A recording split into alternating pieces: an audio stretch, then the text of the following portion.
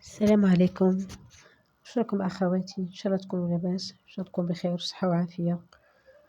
والله عندي واحد الموضوع حبيت نهضر فيه، إن شاء الله باك تسمعوني وتقدروا شي. هذا حابين نحكي لكم اللي عندهم أخواتهم بلا زواج، ولا خالاتهم بلا زواج، ولا بناتهم بلا زواج، ولا عماتهم بلا زواج، ولا فاميلتهم. ماذا بكم الله الله، ماذا بكم ما تعيروهمش، ماذا بكم ما تحسوهمش بلي هما ناقصين. هما راهم ما كاش وحده ما تحبش تتزوج، ما كاش وحده ما تحبش يكون عندها دراري، ما تحبش وحده ما تكونش أسرة، لكن الزواج هذا راه مكتوب.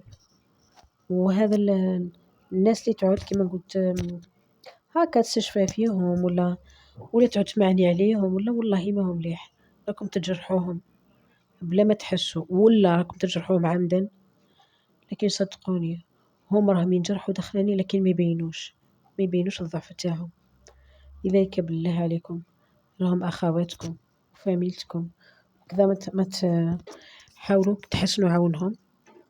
واليوم اللي إلا كانت واحدة كاينة تشفى، ولا دير في بالها بلي راه عندها بنتها قادرة تكبر وقد يصرالها نفس الشيء، قادرة ما يكتبش المكتوب ما تزوج، ولا عندها خوتها، ولا عندها كذا. ماذا بكم تهلاو في الناس هذو؟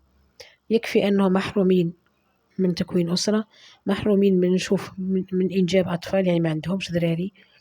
وهذا حلم أي مرأة على وجه الأرض، أنها تكون أم. بعد ما تكون زوجة أنها تكون أم.